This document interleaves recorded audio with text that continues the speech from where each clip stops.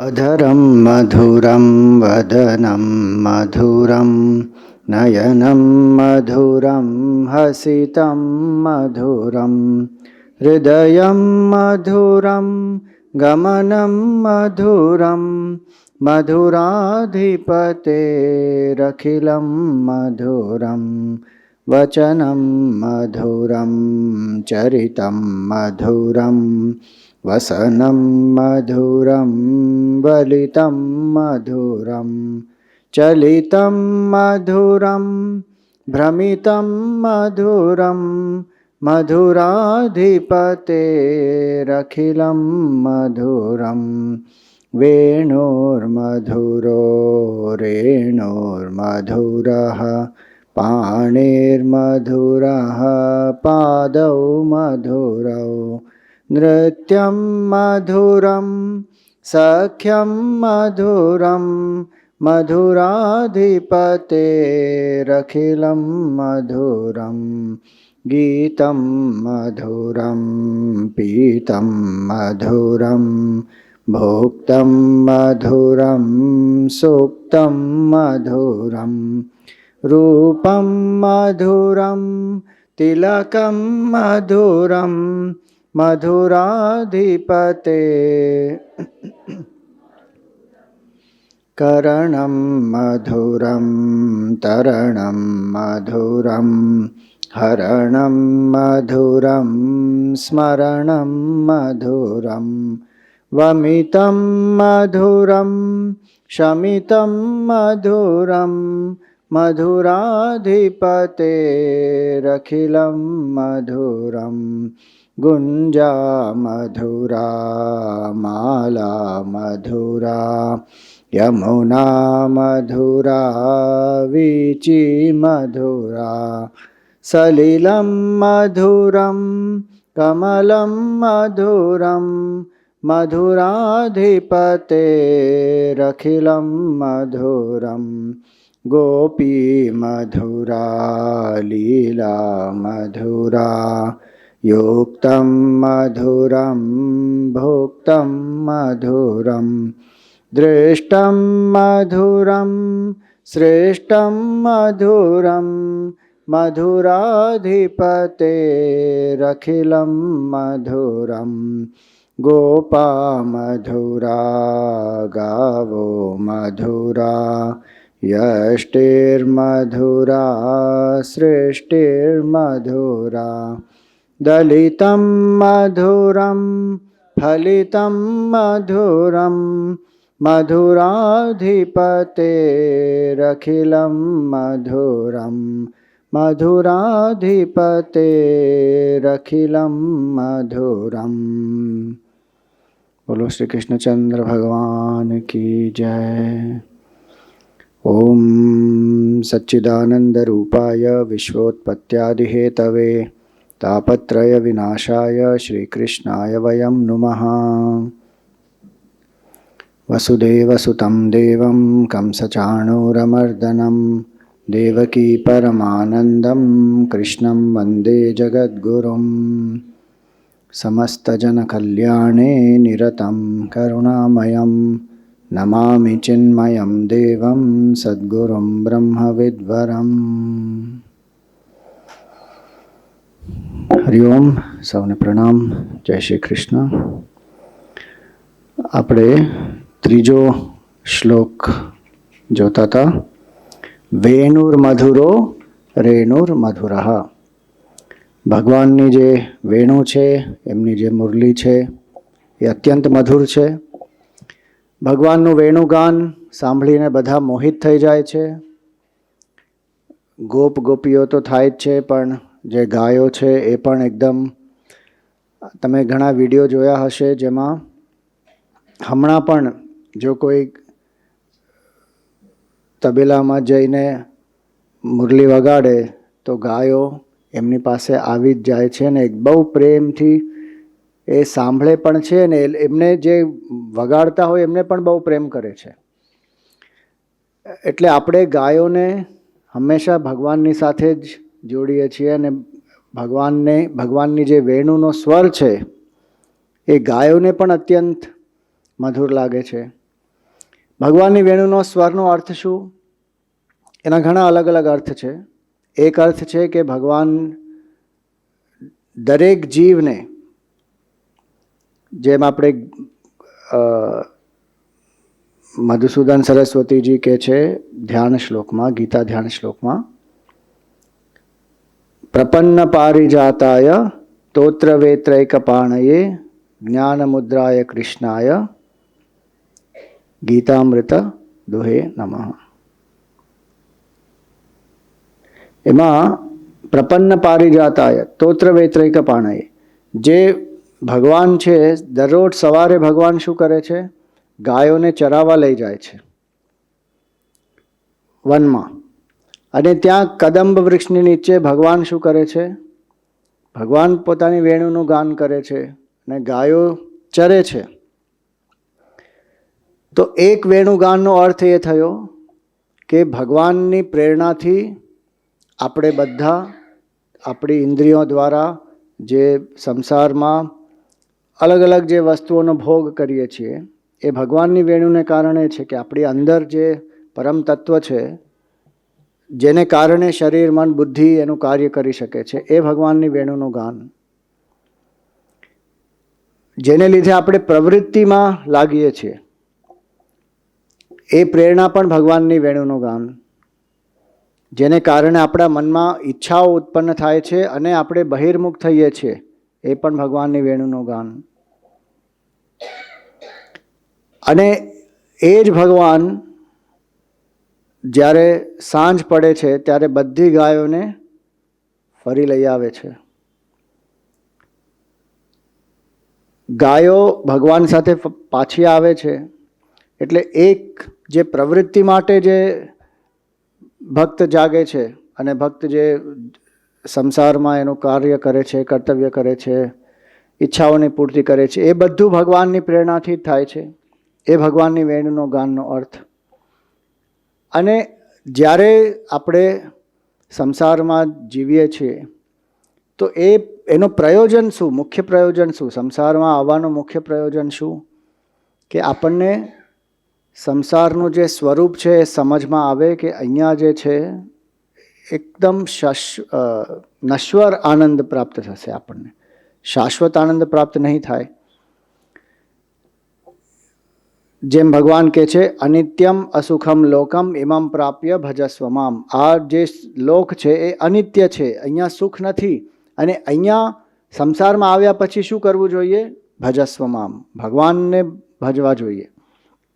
એટલે જે ભક્ત બધું જોઈ લે છે સંસારમાં, એને વૈરાગ્ય થઈ જાય છે, અને એ ભક્તને ભગવાન સાથે શાશ્વત આનંદ પ્રાપ્ત કરવાની, ભગવાન સાથે મિલન કરવાની જે તીવ્ર ઈચ્છા હોય છે, એ પણ ભગવાનનું વેણુગાન.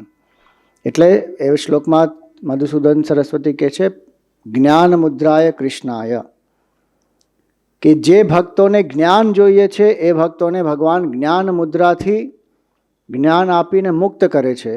અને જે લોકોને સંસારમાં હજી વૈરાગ્ય પ્રાપ્ત નથી થયો, એમને ભગવાન અલગ અલગ પ્રકારના અનુભવો આપે છે, તાકે શું થાય? અંતતો ગત્વા એમને વૈરાગ્ય પ્રાપ્ત થાય.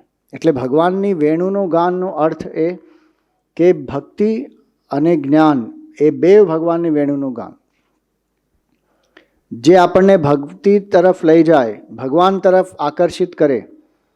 કેમ કે વેણુનું ગાન જ્યારે આપણે કોઈનું બી સાંભળીએ, સપોઝ આપણે હરિપ્રસાદ ચૌરસિયાજીનું સંગીત સાંભળીએ, તો એ સંગીત તો આપણને સારું લાગે, પણ એને કારણે શું થાય? એ શેને કારણે સારું લાગે? કેમ કે જે વગાડે છે આપણે એમની પ્રશંસા કરીએ કે નહીં, કે હા હા શું કલાકાર છે, શું એમને વગાડ્યું, ને આખી રાત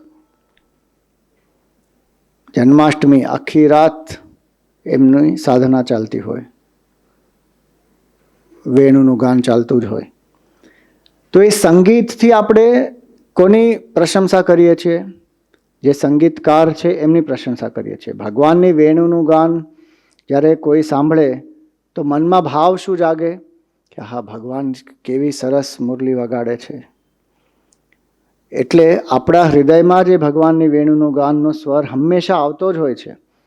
ઘણીવાર આપણે એ ઓળખી નથી શકતા કેમ કે આપણું મન બહિર્મુખ છે ને આપણે અલગ અલગ વસ્તુ વિષયોમાં આસક્ત છીએ, પરિસ્થિતિઓમાં આસક્ત છીએ, એટલે જે ભગવાનની વેણુનું ગાન છે આપણને સંભળાતું નથી. ગોપીઓને સંભળાતું હતું, ગાયોને સંભળાતું હતું, ત્યાં ઘણા ગોપ બાળકો હતા એમને સંભળાતું હતું, પણ જે રાક્ષસો હતા એમને નહોતું સંભળાતું. કાલિયા ત્યાં જ હતો યમુનામાં, પણ એને ભગવાન પ્રત્યે એટલું કંઈ આકર્ષણ બી ના થયું. જ્યારે મન બહિર્મુખ હોય ત્યારે ભગવાનની વેણુનું ગાન તો ચાલતું જ હોય છે, પણ આપણે એને ઓળખી નથી શકતા. ધીરે ધીરે ધીરે જ્યારે ભગવાન આપણને વૈરાગ્ય પ્રદાન કરે અને આપણને સંસારમાં એવા અનુભવો થાય કે આપણને એ દૃઢ વૈરાગ્ય થઈ જાય કે ભાઈ અહીંયા તો જેમ ઉપનિષદોમાં કહ્યું, કઠોપનિષદમાં, ધ્રુવમ અધ્રુવેશુ ઇહ ન પ્રાર્થયન્તે. જે વ્યક્તિ બુદ્ધિમાન હોય એ પરમાનંદ શાશ્વત જગ્યાએ શોધે. જે નશ્વર છે ત્યાં પરમાનંદની શોધ જ ના કરે. પણ આપણે જે નશ્વર છે એમાં પરમાનંદની શોધ કરીએ છીએ અને એમાં ભૂલી ગયા છે કે એ પરમાનંદ જે છે આપણા હૃદયમાં છે. તો ભગવાનની વેણુનું ગાન હંમેશા સતત આપણા હૃદયમાં થયા જ કરે છે. એટલે વેણુર મધુરઃ, જે એકવાર એ ગાન સાંભળી લે એની સામે પછી બધું ફીકું પડી જાય. અને કેવી રીતે સંભળાય? આપણે પોતે આપણું મન શાંત કરીએ તો જ સંભળાય. જેટલું મન આપણું શાંત થાય એટલું આપણે ભગવાનની સાથે આપણી તન્મયતા વધતી જાય. જેમ ભગવાન અને એમની વેણુ અલગ નથી, એવી રીતે ભગવાનનો સ્વરૂપ અને ભગવાનનું વેણુગાન એ અલગ જ નથી, એ એક જ છે. આનંદ સ્વરૂપ છે ભગવાન. એટલે અહીંયા કહ્યું વેણુર મધુરઃ. પાંડુરંગ શાસ્ત્રીજી એમની જે વ્યાખ્યા છે મધુરાષ્ટકમ પર, એમાં એમણે એક બહુ સરસ વાત કહી કે ભગવાને ગોકુળમાં જે વેણુગાન કર્યું એ વેણુગાન ભાવ મુરલીથી કર્યું, અને એમણે જે કુરુક્ષેત્રમાં વેણુગાન કર્યું એ જ્ઞાન મુરલીથી કર્યું. એટલે કુરુક્ષેત્રમાં ભગવાનની જ્ઞાન મુરલી એમણે વગાડી અને અર્જુનને એમની જ્ઞાન મુરલીથી અર્જુનના અજ્ઞાનનો નાશ કર્યો.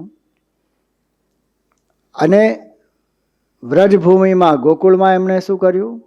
ભાવ મુરલી વગાડી અને બધી ગોપીઓને ભાવમુગ્ધ કરી, એમને પણ એ જ પરમ સ્થિતિ પ્રદાન કરી.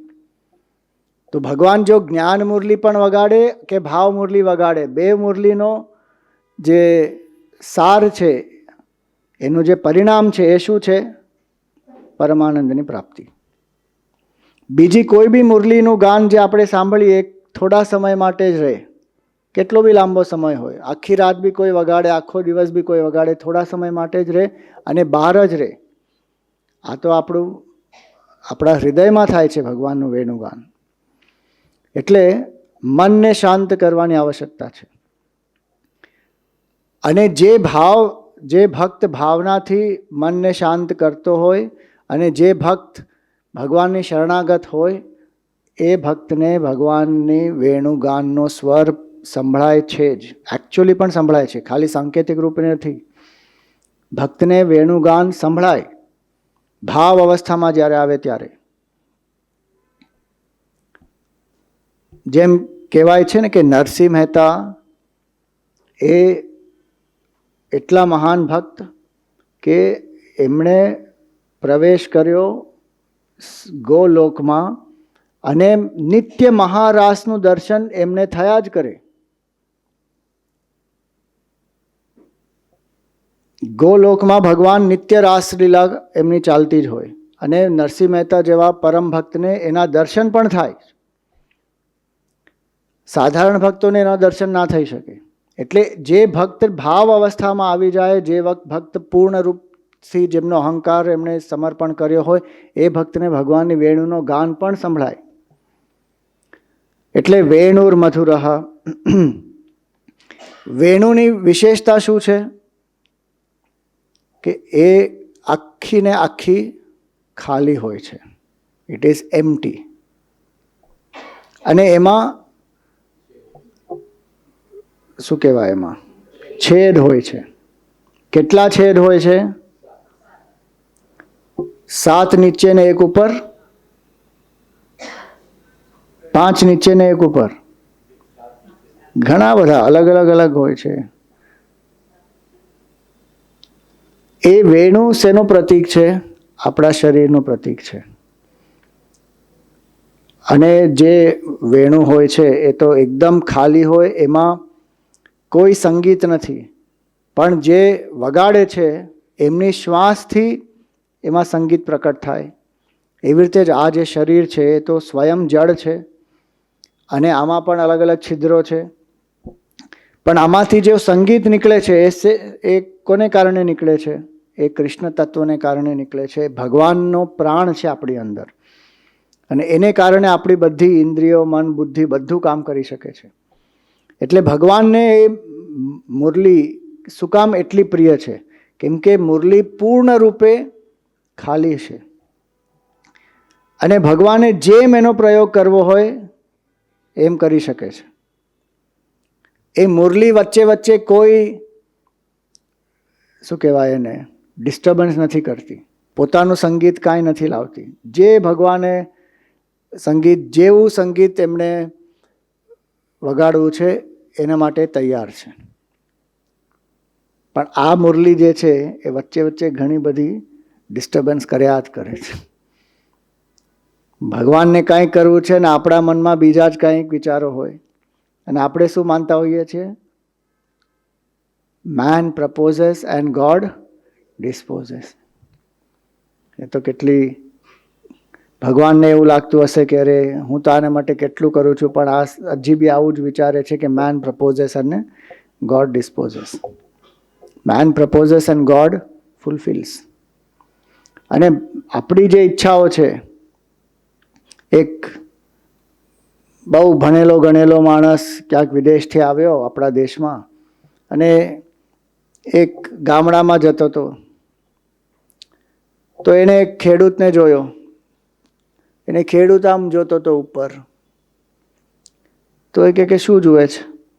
તો કે હું ખાલી જોઉં છું કે સમય શું છે. તો કે એના માટે તો વોચ જોઈએ ને. વોચ નથી તારી પાસે? તો કે નહીં, મારી પાસે વોચ નથી, હું સૂર્યને જોઈને સમય શું છે બતાવી શકું છું. તો કે અચ્છા, તો તું મને કહી શકે કે હવે વાતાવરણ જે છે, how will be the weather? તો એ ખેડૂતે બહુ સુંદર જવાબ આપ્યો. એણે કહ્યું કે weather will be what I like. તો આ માણસ કે અરે આને વોચ વગર સમય જોતા આવડે છે, અને હવે કે છે કે weather will be what I like. કોણ છે આ ભાઈ? તો કે how will weather be what will you like, what you will like? તો એને બહુ સુંદર જવાબ આપ્યો. એને કહ્યું કે see, I know that I will not always get whatever I like. So I have started to like whatever I get.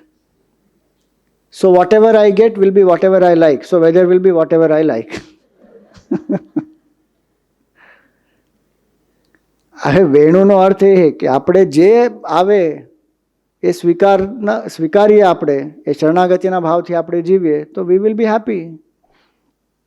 વચ્ચે વચ્ચે આપણો અહંકાર જે હોય it will start creating trouble. નહીં, આ નહીં, આવું નહીં હોવું જોઈએ, તેવું નહીં હોવું જોઈએ, આમણે આવું કરવું જોઈતું હતું, તેવું નહીં કરવું જોઈતું હતું. અરે જે છે એ છે, એમાં આપણે કેવી રીતે એને સ્વીકારીને આપણે આગળ વધીએ તો વેણુર મધુરો. અને એ વેણુ બનાવવા માટે બી બહુ તકલીફ થાય છે. એ જે બેમ્બુ હોય છે એને ઉગતા કેટલો સમય થાય. શરૂઆતમાં તો થોડા વર્ષો તો બેમ્બુ ઉગે પણ નહીં. 3-4 વર્ષ તમે પાણી નાખ્યા કરો, આપણને લાગે કે આ ઉગતું જ નથી, આટલું નાનું જ ઉગે છે. પણ એ 3-4 વર્ષ પછી એકદમ શૂટઅપ થઈ જાય, 20 ફૂટ, 30 ફૂટ, 40 ફૂટ, 100 ફૂટ સુધી પહોંચી જાય 1 વર્ષની અંદર. કેમ? કેમ કે પહેલાં 4 વર્ષ શું થાય છે? એકદમ જડો મજબૂત થાય છે. The roots are becoming stronger and stronger and stronger. અને પછી એક સાથે 100 ફીટ પહોંચી જાય અને બધી જે બી વેધર્સ હોય, હીટ, કોલ્ડ, રેઇન, વિન્ટર, એ બધું સહન કરી પછી કપાય. દર વખતે દુઃખ તો થાય કે નહીં? પછી એની અંદર હોલ્સ બનાવવામાં આવે. આ બધું સહન કરીને ખાલી રહી જાય પોતે, આખી એમ્પ્ટી. એવી રીતે જ આપણે જો વિચારીએ કે આપણો અહંકાર જો આપણે લીન કરીએ ભગવાનમાં, તો ભગવાન આ જે વેણુ છે એનો ઉપયોગ કરે. ભગવાને ગીતામાં અર્જુનને કહ્યું, નિમિત્ત માત્રમ ભવ સવ્ય સાચેન. એટલે વેણુર મધુરો. જે મહાન ભક્તો હોય છે એ બધા ભગવાનની વેણુના જ રૂપ છે. કેમ કે એમનો અહંકાર બિલકુલ નથી, પૂર્ણ રૂપે સમર્પિત છે ભગવાન પ્રતિ. એટલે વેણુર મધુરઃ. વેણુર મધુરો રેણુર મધુરઃ. ભગવાનની ચરણની જે રજ છે એ પણ બહુ મધુર છે. આજે પણ આપણે જે તીર્થયાત્રા કરીએ છીએ, ઘણા જ્યારે આપણે જઈએ, વૃંદાવન જઈએ, ગોકુળ જઈએ, મથુરા જઈએ, ગોવર્ધનજીની પરિક્રમા કરીએ, એ આખી ભૂમિ જે છે આપણે માટે એક કેવલ એક પૃથ્વીનો ટુકડો નથી. આપણે માટે શું છે? એ તીર્થ છે. તીર્થનો અર્થ શું છે? તીર્યતે અનયાયતિ તીર્થ. જ્યાં જવાથી આપણું મન તરી જાય, અહંકારનો ત્યાગ થઈ જાય, આપણે ભગવત તત્વથી એક થઈ જઈએ, એ જગ્યાને કહેવાય તીર્થ. અને આપણે માટે તીર્થ સ્થાન શું કામ છે? કેમ કે ત્યાં ભગવાન ચાલ્યા છે. કેટલા ભક્તો જ્યારે ત્યાં જાય તો પહેલી વસ્તુ શું કરે?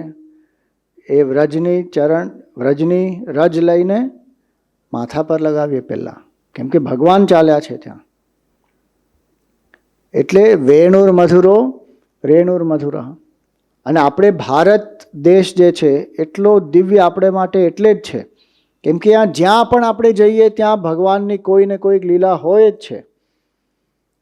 નાસિક જાઓ તો આપણે પંચવટી છે, ત્યાં ભગવાન રામ ત્યાં રહ્યા છે. રામેશ્વરમ જાઓ, જગન્નાથપુરી જાઓ, અષ્ટવિનાયક જાઓ, 12 જ્યોતિર્લિંગ જાઓ, કેટલી જગ્યાએ જ્યાં જ્યાં આપણે જઈએ ત્યાં કંઈક ને કંઈક ભગવાનની લીલા થઈ છે. કોઈકે એમ પૂછ્યું ગુરુદેવને, Swamiji, why is it that all avatars of God happen in India? અને ગુરુદેવે એનો બહુ સુંદર જવાબ આપ્યો. એમણે કહ્યું, why is it that maximum medals in Olympics are won by USA and China? Because they have paid attention to that. Here we have paid attention to this. કે અધ્યાત્મ પર અમે એટલું વધારે ફોકસ કર્યું છે કે ભગવાન અહીંયા અવતરિત થઈ ગયા. એમને અવતાર લેવા માટે આપણે અહીંયા વિવશ કર્યા છે. એનો અર્થ એમ નહીં કાઢવાનો કે પરિત્રણાય સાધુનામ વિનાશાય છે દુષ્કૃતામ, એટલે અહીંયા અધર્મ એટલું બધું વધ્યું કે ભગવાને આવવું પડ્યું. એનો એક ખોટો અર્થ નહીં લગાડવાનો. એનો અર્થ એ કે એમાં પણ આપણે જોઈએ, પરિત્રાણાય સાધુનામ. પહેલાં ભગવાન શાના માટે આવ્યા? સાધુઓને રક્ષા કરવા માટે અને ભગવાન ભક્તોને દર્શન આપવા માટે આવ્યા. રાક્ષસોનું વધ કરવા માટે ભગવાને આવવાની બી જરૂર નહીં. એ તો સંકલ્પ માત્રથી રાક્ષસો મરી જાય. પણ ભગવાન શું કામ આવ્યા અહીંયા? ભક્તો એટલા વર્ષોથી, એટલા જન્મોથી તપસ્યા કરીને ભગવાનના દર્શનને માટે પ્રયાસ કરે છે, તો પછી ભગવાને આવવું જ પડે. અને ગુરુદેવ અમારે એમ હંમેશા કહેતા હતા, as the demand so the supply. અહીંયા આપણે ડિમાન્ડ કરી છે કે ભગવાન તમે આવો, અમારે તમારા દર્શન જોઈએ છે, એટલે પછી ભગવાન અવતરિત થયા. એટલે ભગવાનની ચરણ રજ જે છે રેણુર મધુરઃ. સુરદાસજી તો એમ કહે છે કે હું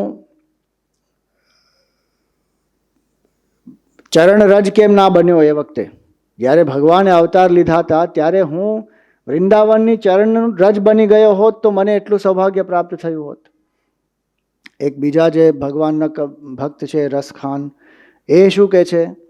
એ કહે છે કે ભગવાન, મને પુનર્જન્મ લેવામાં કોઈ વાંધો નથી, મને મુક્તિ પણ નથી જોઈતી, પણ ખાલી એટલું ધ્યાન રાખજો કે હું ગોકુળમાં મારો જન્મ થાય, હું કદંબ વૃક્ષ બની જાઉં, હું કોઈ ગાય બની જાઉં, હું યમુનાનું પાણી બની જાઉં, નહીં તો હું યમુનાની રેત બની જાઉં, પણ તમારી સાથે મારો સાનિધ્ય હંમેશા બન્યો રહે, એ તમે ખાલી એટલું ધ્યાન રાખજો. એટલે મને મુક્તિ પણ નથી જોઈતી. ભક્તોની એ ભાવના હોય. એટલે રેણુર મધુરઃ, વેણુર મધુરઃ, રેણુર મધુરઃ.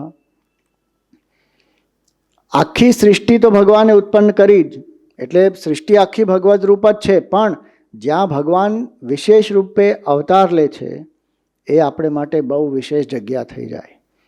એટલે રેણુર મધુરઃ. પાણીર મધુરઃ. ભગવાનના જે હાથ છે એ પણ બહુ મધુર છે.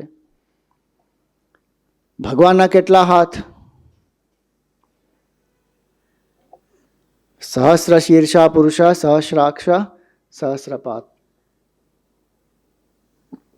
ભગવાનના તો હજારો હાથ છે. જેટલા હાથ છે બધા હાથ કોના છે? એ ભગવાનના જ હાથ છે એકચ્યુઅલી. પણ કૃષ્ણ ભગવાનના રૂપે એમના કેટલા હાથ?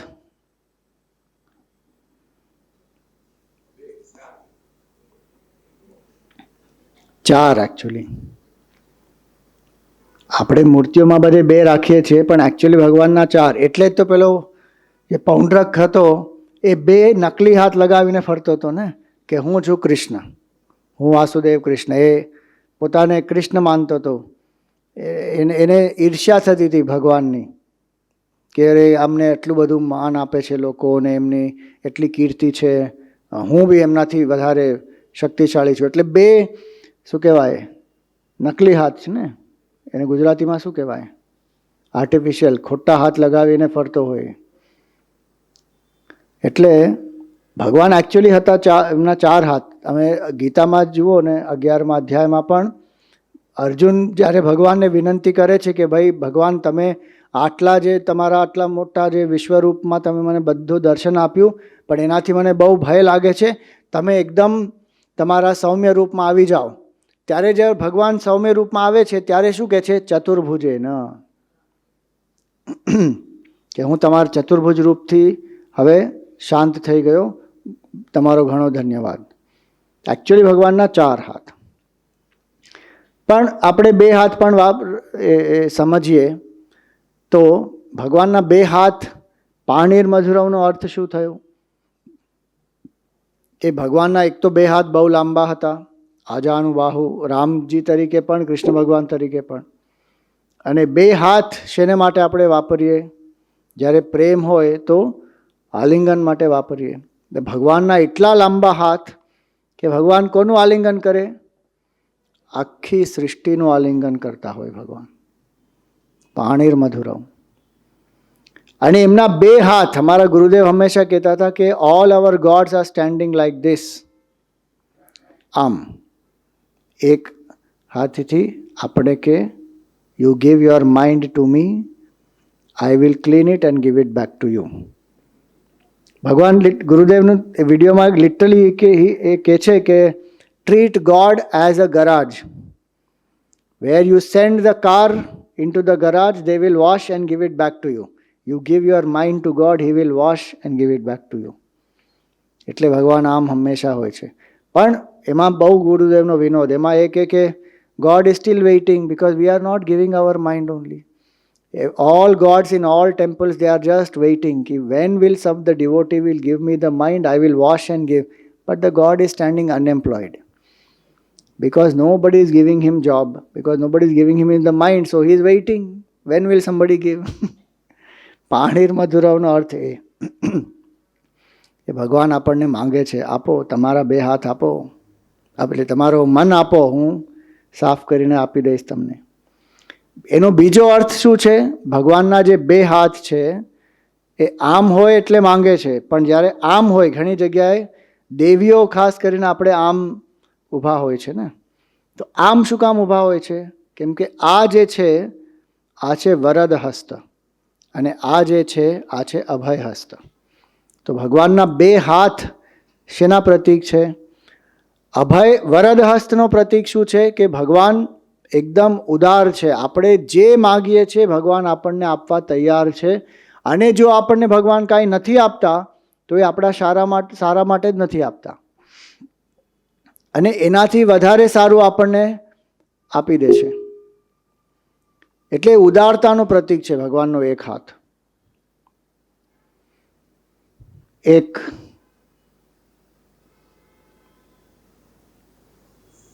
જે ફળ વેચવાળી હોય ને, એ બિચારી બહુ ગરીબ હતી અને દરરોજ એ જેટલા એની પાસે થોડાક ફળ હોય એ વેચીને જેમ તેમ એનો ગુજારો કરતી હતી. પણ એ ભગવાનની અનન્ય ભક્ત, અને ભગવાનને કોઈ વખત એને કોઈ કમ્પ્લેન નથી કરી કે મને આવું શું કામ છે ને મને પૈસા નથી ને મારી નિર્ધન અવસ્થા છે ને કાંઈ નહીં. એકદમ સંતોષી વ્યક્તિ, જે મળે એમાં આનંદ પ્રાપ્ત થાય એને, અને ભગવાનમાં એનું મન રમતું હોય. હવે એક દિવસ એવું થયું, આખા ગોકુળમાં ફરીને પણ કોઈએ એના ફળ લીધા જ નહીં. હવે સાંજ પડવા આવી અને એની પાસે એક પૈસો નહીં, કાંઈ નહીં, અને થોડી નિરાશ તો થઈ ગઈ કે આખો દિવસ મેં આટલા ફળને માટે વેચવાનો એટલો પ્રયાસ કર્યો પણ કોઈએ ફળ લીધા નહીં, મારી પાસે કાંઈ પૈસા નથી, અને આ ફળ જે છે તો થોડા સમય પછી ખરાબ થઈ જશે. તો એ છેલ્લે સાંજના ક્યાં પહોંચી? નંદ બાબાના ઘરની સામે. જ્યારે નંદ બાબાના ઘરની સામે પહોંચી તો એણે કહ્યું કે ફળવાળી આવી છે, ફળ લઈ લો, ફળ લઈ લો. તો એ વખતે યશોદામાઈ પણ નહોતા ત્યાં, નંદ બાબા પણ બહાર ગયેલા, કેવલ ભગવાન હતા. અને ભગવાને જ્યારે એનો અવાજ સાંભળ્યો તો એમણે શું કર્યું? ત્યાં બાજુમાં એક નાનો ઘડો હતો, એ ઘડામાંથી 2 મુઠ્ઠી ભરીને ધાન લઈ લીધા. એમના ઘડામાં ધાન હોય ને, શું કહેવાય ને, ધાન કહેવાય ને, અનાજ. હા, નોટ રાઈસ, જે છૂટું ના પડ્યું હોય એ ધાન, પેડી. હા, પેડી. એ એમણે ઉપાડી લીધા અને દોડીને ગયા એ ફળવાળી પાસે. પણ એમને જતા જતા એ ભાન ના રહ્યું કે એમના નાના હાથમાંથી એ ધાન પડે જ છે. એ ફાઇનલી જ્યારે ગયા ત્યાં તો એ ફળવાળીના હાથમાં એમણે, ફળવાળીએ જોયું કે આ તો નાનો બાળક કોઈ આવી રહ્યો છે, તો એમણે હાથ ધર્યા, કેમ કે એના હાથમાં કંઈ લાવ્યો છે ને. તો હાથ ધર્યા તો શું થયું? ખાલી 2 ધાન પડ્યા, એક હાથમાંથી એક, બીજા હાથમાંથી એક. 2 ધાનના દાણા પડ્યા. અને ફળવાળીને થયું આ નાનો બાળક 2 ધાનના દાણા લાવ્યો છે મારા માટે. એટલે એમણે સ્વીકારી લીધા, એમણે રાખ્યા, અને આખી જે ટોકરી હતી ફળની એ ભગવાનને આપી દીધી. અને એકદમ આલિંગન કરીને, બહુ પ્રેમ કરીને ભગવાન ફળની ટોકરી લઈને ગયા. અને આ ફળવાળીના હાથમાં શું છે? ખાલી 2 ધાનના દાણા. પણ એ જ્યારે ગઈ પોતાના ઘરે ત્યારે એના હાથમાં શું હતું? હીરા, મોતી, જવાહરાત બધું. એ 2 ધાનના દાણા જેટલા હતા એના હાથમાં. પણ એનો પ્રેમ એટલો ભગવાનના પ્રતિ, અને ભગવાનનો પ્રેમ કેટલો એના પ્રતિ, કે જે ભગવાન કહે છે કે અનન્યાસ ચિંતયંતો મામ યે જના પર્યુપાસતે તેષામ નિત્યાભિયુક્તાનામ યોગક્ષેમમ વહામ્યહમ. એ ભગવાન એમના અનન્ય ભક્તોનું યોગક્ષેમનું વહન તો અવશ્ય કરે જ છે. એ એમનું વચનમ મધુરમ, એમાં બી આપણે જોઈ શકીએ. અને અહીંયા એમણે શું કહ્યું? પાણીર મધુરા. ભગવાનના જે હાથ છે એકદમ મધુર છે. એટલે આપણે જે પણ પ્રાર્થના કરીએ, આર્ત હોય, અર્થાર્થી હોય, જિજ્ઞાસુ હોય, જેને જે જોઈતું હોય ભગવાન એને એ પ્રદાન કરે જ છે. આપણે જે ભાવથી જઈએ ભગવાન પાસે, એ ભાવથી આપણને ભગવાન અનુગ્રહિત કરે છે. યે યથા મામ પ્રપદ્યન્તે તામ તથૈવ ભજામ્યહમ. આપણે ભગવાનને ભોગ માંગીએ તો ભગવાન કે તથાસ્તુ. આપણે ભગવાનને જ્ઞાન માંગીએ તો કે તથાસ્તુ. ઐશ્વર્ય માંગીએ તો કે તથાસ્તુ. સંસારમાં આપણને કીર્તિ જોઈએ તો તથાસ્તુ. પુત્ર જોઈએ તથાસ્તુ. જે પણ જોઈએ ભગવાન શું કહે છે? તથાસ્તુ. એટલે આપણે માગવાની જરૂર છે અને આપણે એવું નહીં કરવાનું કે ભગવાનને આપણે કાંઈક માગીએ તો એમાં કાંઈ ખોટું છે. ઘણા લોકો એમ વિચારતા હોય, નહીં નહીં નહીં, ભગવાન પાસે કાંઈ નહીં માગવાનું, અને ભગવાન તો અંતર્યામી છે, ભગવાન પાસે શું માગવાનું આપણે? અરે ભગવાન અંતર્યામી છે અને ભગવાનને આપણે કાંઈ કહેવાની જરૂર નથી, પણ આપણો ભાવ શું હોય છે? ઘણીવાર આપણે ભગવાનની પાસે માંગતા નથી, પણ સંસારની પાસે જઈને પછી ભીખ માગીએ છીએ કે નહીં? સંસારની પાસે માંગવા પહેલાં આપણે કોને માગવું જોઈએ? ભગવાનને માગવું જોઈએ. અને કયા ભાવથી માગવું જોઈએ? ભગવાન અંતર્યામી છે, ભગવાનને બધી ખબર છે, મારે માંગવાની કાંઈ જરૂર નહીં. એ ભાવ શું છે? એ એક ઈચ્છાઓથી આપણે જેમ નિવૃત્ત થયા હોય ને એ ભાવ છે કે ઈચ્છાઓ છે જ નહીં અંદર, કેમ કે ભગવાનને બધું ખબર છે. જ્યારે એવી અવસ્થામાં આવીએ ત્યારે ભગવાનની પાસે સ્વાભાવિક રૂપે આપણે કાંઈ ના માગીએ, પણ ઈચ્છાઓ જો હોય આપણા મનમાં તો પછી આપણે કોને માગવું જોઈએ? ભગવાનને જ માગવું જોઈએ પહેલાં. કેમ? કેમ કે ભગવાન આપણા માતા પિતા છે. ભગવાનને નહીં માગીએ તો કોને માગીશું આપણે? એટલે માગવામાં કાંઈ ખોટ જ નથી, પણ કયા ભાવથી આપણે માગીએ કે ભગવાન હું તમારો છું ને તમે મારા છો, એટલે હું તમને માગું છું. તમારી જે ઈચ્છા, તમે જે આપશો એ હું ગ્રહણ કરીશ. આપશો તો એ સારું છે, જો નહીં આપો તો પણ સારું છે. અને ઘણા લોકો જઈને ભગવાન સાથે સોદો કરતા હોય છે. ભગવાન તમે મને આ આપી દો તો હું 10 નારિયેળ ચડાવીશ. એ સોદાબાજી નહીં કરવાની ભગવાનની સાથે. ભગવાન શું નારિયેળના ભૂખ્યા છે કે આપણા 10 નારિયેળની જરૂર છે એમને? તમે આટલી મારી મન્નત પૂરી કરી દો તો હું તમારે માટે પ્રદક્ષિણા કરીશ. અરે ભગવાન આપણી પ્રદક્ષિણાના ભૂખ્યા નથી. અને ભગવાન એ નથી જોતા કે આ શું ઓફર કરે છે. ભગવાન ખાલી ભાવ જુએ છે કે કયા ભાવથી મને માગે છે. એક નાનો બાળક હોય એના માતા પિતા પાસે જઈને માગે, બીજા કોની પાસે માગે? કયા ભાવથી માગે? એક લાગણી છે, પ્રેમ છે કે આ મારા માતા પિતા છે, એ ભાવથી માગે. આપણે ભગવાનને માગીએ તો કયા ભાવથી માગીએ? કે ભગવાન મારા છે, હું ભગવાનનો છું. મમૈવાંશો જીવલોકે જીવભૂત સનાતન. એ ભાવથી કે હું ભગવાનનો અંશ છું. હકથી પણ માગી શકાય કે ભગવાન હું તમારો અંશ છું, તમે મને આ પ્રાપ્ત કરાવો. પછી ભગવાનની જે ઈચ્છા. એટલે એક તાદાત્મ્ય હોવું જોઈએ, એક ભાવના હોવી જોઈએ. તો પછી ભગવાન શું કહે છે? પાણીર મધુરમ. જે ભક્તને જોઈએ ભગવાન એની ઈચ્છા પૂર્તિ કરે છે. જ્યારે ભક્તની ઈચ્છા પૂર્તિ થાય, આટલા જન્મોથી કેટલી બધી આપણી ઈચ્છાઓ પૂર્ણ થઈ છે કે નહીં, તો પણ આપણું લિસ્ટ કયું એ કોઈ વાર ઓછું થતું નથી. લિસ્ટ ઓછું ના થાય તો બીજી એક વસ્તુ, પણ જે ઈચ્છાની પૂર્તિઓ કરે છે એને આપણે ભૂલી ગયા કે નહીં? ખાલી એ વખતે યાદ કરીએ જ્યારે આપણે ઈચ્છા પૂર્તિ કરવી હોય ત્યારે આપણે પ્રાર્થના માટે જઈએ અને ઈચ્છા પૂર્તિ થાય પછી ઘણીવાર ભૂલી જઈએ. દેવતાઓ પણ એમને એટલી મોટી વિજય પ્રાપ્ત થઈ પણ ભગવાનને ભૂલી ગયા. કેનોપનિષદમાં આવે છે એ લોકોએ દેવલોકમાં એક પાર્ટી ચલાવી.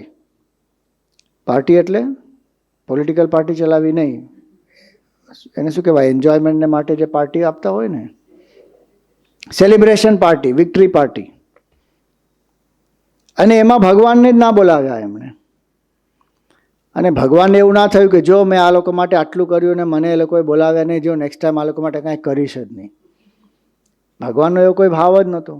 ભગવાન તો ત્યાં યક્ષના રૂપે પ્રગટ થયા એ લોકોને માટે કે એ લોકોની ઉપર અનુકંપા કરીને કે ભાઈ આ લોકો જે છે એ લોકોનો એટલો અહંકાર કે એ પોતાનો અહંકારને કારણે પોતે એ લોકોને પડવું પડશે અને એ લોકોને દુઃખ થશે. એટલે એને નિરહંકાર બનાવવા માટે ભગવાન ત્યાં પ્રગટ થયા. એટલે ભગવાન તો ભક્તની ઈચ્છાની પૂર્તિ કરે છે. આપણો ભાવ શું છે એ ધ્યાન રાખવાનું. એટલે અહીંયા શું કહે છે? અહીંયા પાણીર મધુરવ. તો એક અર્થ થયો પાણીર મધુરવનો કે ભગવાન આપણને શું કહે છે? તમારું મન મને સમર્પિત કરો, હું એને સાફ કરીને તમને આપીશ. બીજો અર્થ શું થયો? ભગવાન વરદ હસ્તથી ઊભા છે, ઉદારતાથી આપણી ઈચ્છાની પૂર્તિ કરે છે. અને આ અભય હસ્ત છે કે ભગવાનનું રક્ષણ આપણને હંમેશા પ્રાપ્ત હોય છે જ. એમનાથી વધારે કોઈ રક્ષણ કરવાવાળો છે નહીં. એટલે ભક્તિનું એક મુખ્ય ચરણ શું છે? રક્ષિષ્યતિ ઇતિ વિશ્વાસઃ. વૈષ્ણવ સંપ્રદાયમાં એ આવે આવી રીતે. જે ભક્તિના જે લક્ષણ છે ને, આનુકૂલસ્ય શું છે શ્લોક?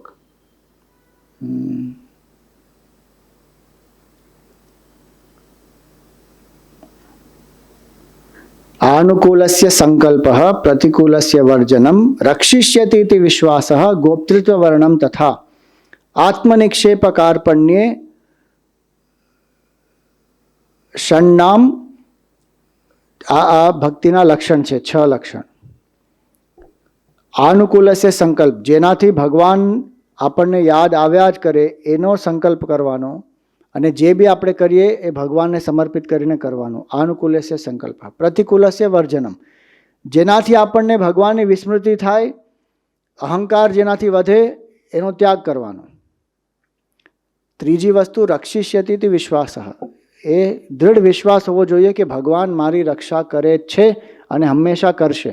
એટલે જે પણ મને જીવનમાં પ્રાપ્ત થશે, જે બી પરિસ્થિતિ હશે, ભગવાન મારી સાથે છે અને ભગવાન મારી રક્ષા કરશે. એનો અર્થ એ નહીં કે આપણને કાંઈ દુઃખ નહીં થાય, કષ્ટ નહીં થાય, પીડા નહીં થાય, કોઈ શારીરિક શું કહેવાય ડિફિકલ્ટીઝ ના આવે અથવા મૃત્યુ નહીં થાય. એ બધું થઈ શકે, કેમ કે કર્મને કારણે થાય છે. પણ ભગવાન હંમેશા આપણી સાથે જ છે.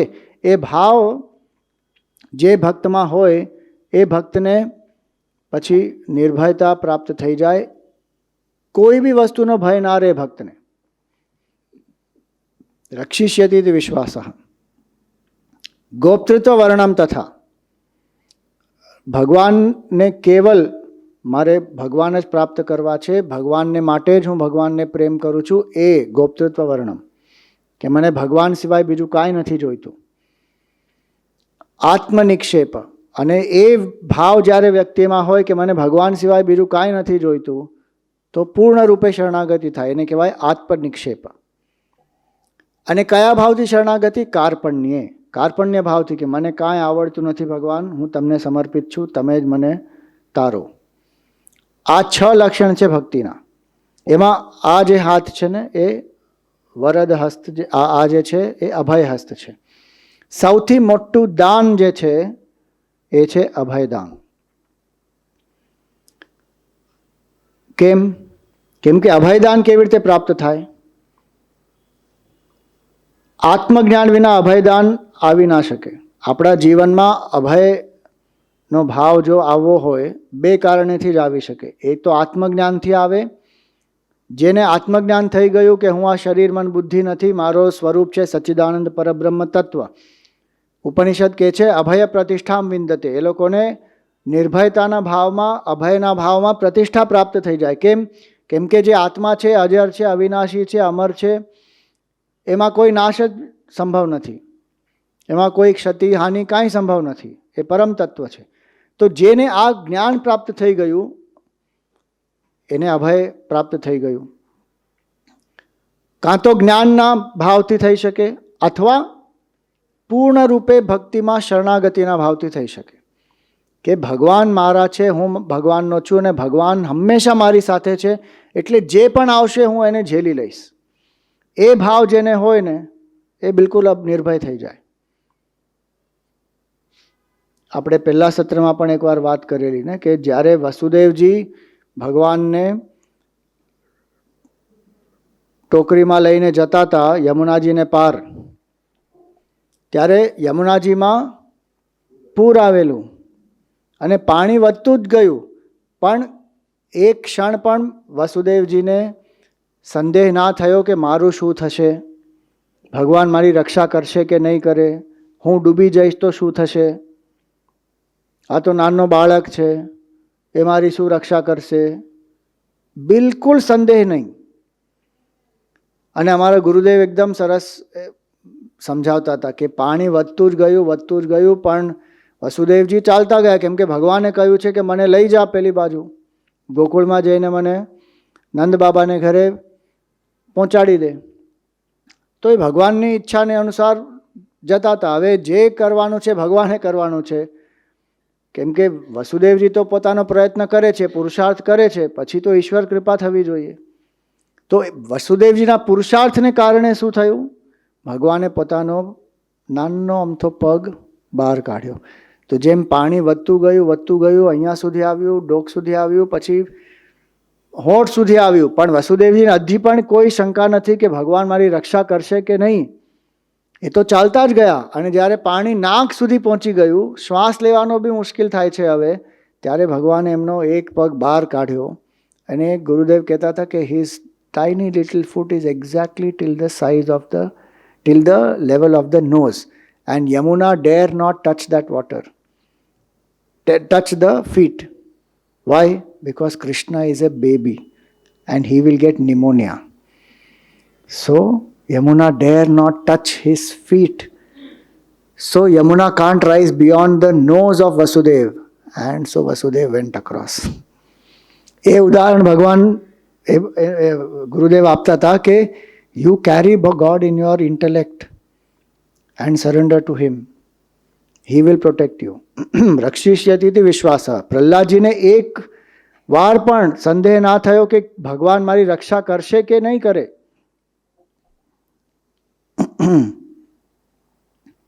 કુમારીલા ભટ્ટ હતા ને, એ શંકરાચાર્યજીના એટલે એ એક બહુ મોટા કર્મકાંડી હતા, હિન્દુ ધર્મના બહુ મોટા એ અનુયાયી, અને વેદોના પ્રકાંડ પંડિત હતા એકદમ. એમણે શું કર્યું કે બૌદ્ધ ધર્મના જે ભિક્ષુઓ હતા એ બૌદ્ધ બનીને એમની વચ્ચે બૌદ્ધ ધર્મનું અધ્યયન કરવા માટે ગયા. કેમ કે એ વખતે બૌદ્ધ લોકો ઘણું બધું વેદોનું નિંદા કરતા હતા, અને ઘણા હિન્દુઓ હિન્દુ ધર્મ છોડીને બૌદ્ધ ધર્મમાં ચાલી જતા હતા. તો થોડાક સમય પછી આ બૌદ્ધ ભિક્ષુઓ જે હતા એ લોકોને ખબર પડી ગઈ કે આ તો એ બૌદ્ધ નથી, અને શું કામ આવ્યો છે અહીંયા, અમારી જે ફિલોસોફી છે બધું સમજીને પછી અમારી ફિલોસોફીમાં જે ત્રુટીઓ છે એ કાઢવા માટે અહીંયા આવ્યો છે. તો એ લોકો લઈ ગયા એમને, અને પહાડથી ઉપર એ લોકો ધક્કો મારવા માટે, એમને મારી નાખવા માટે લઈ ગયા ઉપર. તો એમના 2 હાથ બાંધી દીધા. પણ એમને વિશ્વાસ હતો કે મેં વેદ માતાનું અધ્યયન કર્યું છે, હું મારી ગાયત્રી સંધ્યા કરું છું, હું બ્રાહ્મણ છું, અને મારું જીવન વેદો પ્રતિ સમર્પિત છે. એમને વિશ્વાસ તો હતો કે વેદ ભગવાનનું સ્વરૂપ છે, પણ એક શંકા હતી એમના મનમાં કે વેદો મારી રક્ષા કરશે કે નહીં. એટલી ખાલી એક શંકા માત્ર હતી. એ વખતે લઈ ગયા છે એમને ઉપર ધક્કો મારવા માટે. ઉપર લઈ ગયા ત્યાં સુધી એમને કાંઈ નહોતું, એમની શ્રદ્ધા હતી એકદમ વેદોમાં અને ભગવાનમાં. પણ જ્યારે લઈ ગયા ઉપર ત્યારે એક શંકા માત્ર એમને આવી. એટલે જ્યારે એમને ધક્કો માર્યો તો એ નીચે પડ્યા, બચી પણ ગયા, ભગવાને એમની રક્ષા પણ કરી, પણ એમની એક આંખ ચાલી ગઈ. કેમ કે ખાલી એટલી એક શંકા એમને થઈ કે ભગવાન મારી રક્ષા કરશે કે વેદ મારી રક્ષા કરશે કે, એટલી થોડીક અમથી શંકા થઈ એમને. એટલે ભક્ત જે છે એને કોઈ બિલકુલ શંકા જ ના હોય. પ્રહલાદજીને બિલકુલ શંકા નહીં. એટલે પાણીર મધુરહ, ભગવાનના હાથ જે છે બહુ મધુર છે. કેમ કે એક હાથ ઉદારતાથી ભગવાન આપણને જે જોઈએ છે આપે છે, વરદ હસ્ત, અને એક હાથ જે છે એ અભય હસ્ત છે, જે સામર્થ્યનો પ્રતીક છે કે ભગવાન સર્વસમર્થ છે. આપણને જે કાંઈ થતું હોય એમાં આપણે એક બી સંદેહ નહીં કરવાનો. જે બી આપણી પરિસ્થિતિ હોય ભગવાન આપણી રક્ષા એ પરિસ્થિતિ દ્વારા જ કરે છે. એવું નહીં કે આપણું એક્સિડન્ટ થઈ ગયું એટલે ભગવાને આપણી રક્ષા ના કરી, અથવા કોઈ મૃત્યુને પ્રાપ્ત થાય તો ભગવાને એમની રક્ષા ક્યાં કરી? નહીં. કર્મના હિસાબે જે આપણને ફળ આવે છે એ આવ્યા જ કરશે. પણ આપણી જે શ્રદ્ધા હોય કે ભગવાન મારી સાથે છે, તો આપણે અહંકારવશ બીજા કર્મો નથી બાંધતા. એ પણ સૌથી મોટી રક્ષા છે. ખાલી બાહ્ય રક્ષા નથી, આંતરિક રક્ષા પણ ભગવાન કરે છે. આપણે જે બી સાધના કરીએ છીએ એની રક્ષા પણ ભગવાન કરે છે. આપણે જે સત્કર્મ કરીએ છીએ સદબુદ્ધિની રક્ષા પણ ભગવાન કરે છે. કેમ કે સંસારમાં તો કેટલા બધા પ્રલોભનો પણ આપણને આવતા હોય. સ્વાર્થી બનવા માટે તો કેટલા ઓપોર્ચ્યુનિટીઝ કેટલી આવતી જ હોય છે. તો પણ આપણે નિસ્વાર્થ બનીને ભગવાનને સમર્પિત થઈને કાર્ય કરતા રહીએ. એ રક્ષા કોણ કરે છે? ભગવાન જ કરે છે. એટલે પાણીર્મધુરઃ. પછી અહીંયા કહ્યું કે પાણીર્મધુરઃ, આપણા જે હાથ છે એ ક્યારે સુંદર લાગે? સ્વામીજી, અમે જ્યારે બેંગલ્સ પહેરીએ, બ્રેસલેટ પહેરીએ, મહેંદી લગાડીએ ત્યારે તો હાથ બહુ સુંદર લાગે. હવે એ તો લાગે જ, પણ સંસ્કૃતમાં એક બહુ સરસ સુભાષિત શું છે? દાનેન પાણીર નતુ કંકણેન. જ્યારે આપણે દાન કરીએ છીએ તો એ દાનથી હાથની શોભા છે. ખાલી એક બંગડીઓ પહેરવાથી નથી. એ પહેરવી જોઈએ, એમાં કાંઈ વાંધો નથી, પણ એની સાથે સાથે શું કરવું જોઈએ? દાન કરવું જોઈએ. એટલે સૌથી વધારે મોટું દાન કયું? અભયદાન. કેમ કે જે દાન પ્રાપ્ત કર્યા પછી બીજું કાંઈ પ્રાપ્ત કરવા માટે રહેતું નથી, એ અભયદાન. આત્મજ્ઞાનથી અને પરમ જે પરાભક્તિ છે એનાથી અભયદાન ભગવાન આપે છે. અને બાકી દાનનો અર્થ શું છે? દેવાનો.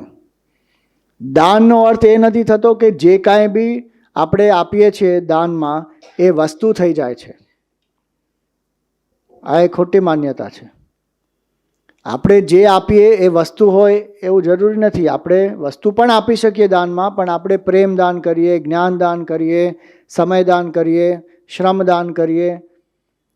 એની પછી જે વસ્તુઓ હોય, જો ગોદાન હોય કે ધન દાન હોય, અન્નદાન હોય, વસ્ત્રદાન હોય, એ બધા વસ્તુઓનો પણ દાન કરીએ. પણ જે પણ આપણે દાન કરીએ વસ્તુ છે એ ખોટી માન્યતા.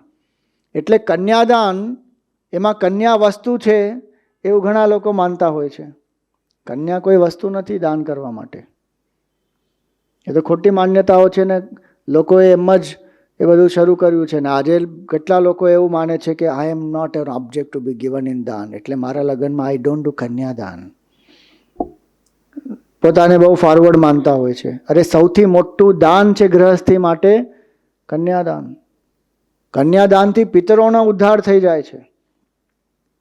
અને કન્યાદાનનો અર્થ શું? મારી કન્યા બીજા કુળને હું પ્રદાન કરું છું તાકી એ વંશનું એની વૃદ્ધિ થાય. એનો અર્થ કેવળ એટલો છે, દેવાનો. બસ એક વંશથી, એક કુળથી બીજા કુળમાં એ સ્ત્રી જાય છે, બસ.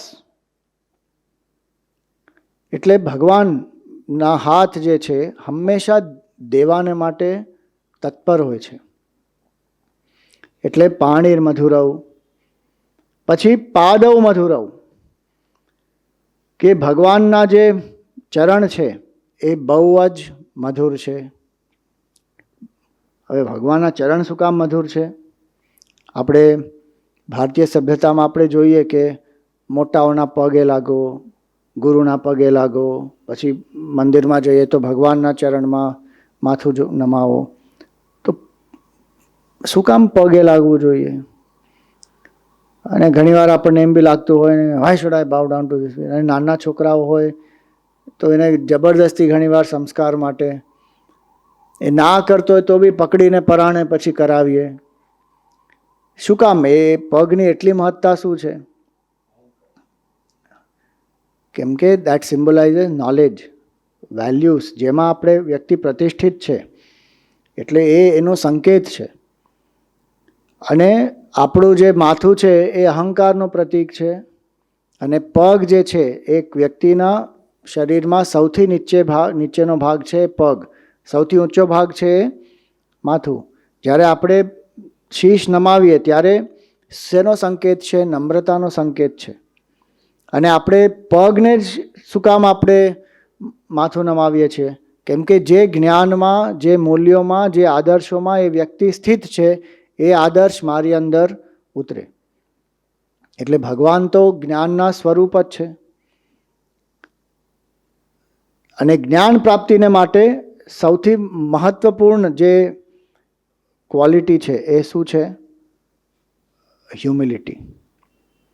ભગવાન ગીતામાં કહે છે અમાનિત્વમ, માન નહીં હોવું જોઈએ. જેટલું માન વધારે હશે એટલું જ્ઞાન ઓછું થશે. એટલે આઇન્સ્ટાઈને પણ એક ઇક્વેશન આપેલું. ઇક્વેશન શું હતું? ઈગો ઇઝ ઇક્વલ ટુ 1/નોલેજ. જેટલું નોલેજ વધારે હોય એટલું ઈગો ઓછું થાય. ઈગો ઇઝ ઇક્વલ ટુ 1/નોલેજ. So if knowledge is 6, then ego is 1/6. If knowledge is 9, ego is 1/9. વધારે જેટલું નોલેજ થાય એટલું ઈગો ઓછું થવું જોઈએ. અને જેટલો ઈગો ઓછો થાય એટલું નોલેજ વધે. અર્જુનમાં ને દુર્યોધનમાં શું ફરક હતો? અર્જુને ભગવાનને કહ્યું શિષ્યસ્તેહમ શાધિમામ ત્વામ પ્રપન્નમ, હું તમારો શિષ્ય છું, તમે મને જ્ઞાન આપો, મને ખબર નથી, હું એકદમ મોહિત થઈ ગયો છું. એટલે એને નમ્રતાપૂર્વક માંગ્યું. દુર્યોધનને પણ એ જ પરિસ્થિતિ હતી કે એના અંદરથી બહુ ડર લાગતો હતો. એ ગયો દ્રોણાચાર્યની પાસે, પણ જ્ઞાન માગી ના શક્યો. કેમ? કેમ કે એના અહંકારને લીધે એને પૂછ્યું પણ નહીં દ્રોણાચાર્યજીને. એને વ્યક્ત પણ ના કર્યું કે મને ડર છે. ઉલટો દ્રોણાચાર્યજીને ટોન્ટ મારીને આવ્યો, ક્રિટિસિઝમ કરીને આવ્યો.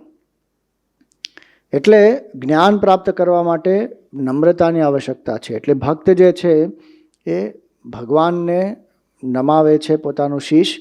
પાણીર મધુરઃ પાદવ મધુરવ. અને ભગવાનના ચરણ જે છે એ મધુર શા માટે છે? કેમ કે એમના ચરણથી જ જે વહે છે એ છે ગંગાજી. ભગવાન આપણા ચરણમાંથી જે પાણી નીકળતું હોય કે આપણે ચરણ ધોઈએ તો એ તો ગંદુ પાણી થઈ જાય. પણ બ્રહ્માજીએ જે અભિષેક કર્યો વામન અવતાર ભગવાનનો, એમને એક કલશમાંથી પાણી લઈ ભગવાને જ્યારે બીજા ચરણથી બધા ઉપરના લોકો માપી લીધા ત્યારે બ્રહ્માજી એમના ચરણ ધોયા, પદ પ્રક્ષાલન કર્યું. એ પાણી ગંગાદેવી બન્યા. અને એ પાણી પછી બ્રહ્માજીના કલશથી વિષ્ણુ ભગવાનના ચરણ, અને વિષ્ણુ ભગવાનના ચરણથી શિવજીની જટા, અને એની પછી પૃથ્વી પર એ પાણી વહેતું થયું. એટલે એ ચરણ એટલા મધુર શું કામ છે? કેમ કે ગંગાજી ત્યાંથી વહે છે અને કેટલા અસંખ્ય જીવોનો ઉદ્ધાર થાય છે ગંગાજી દ્વારા. એટલે પાણીર મધુરઃ પાદવ મધુરવ.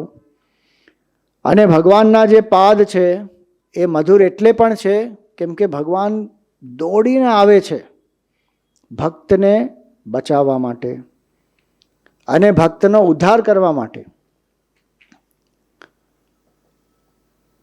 આપણે જો ભગવાનની તરફ એક ચરણ લઈએ, ભગવાન આપણી તરફ 10 ચરણ લઈને આવે છે.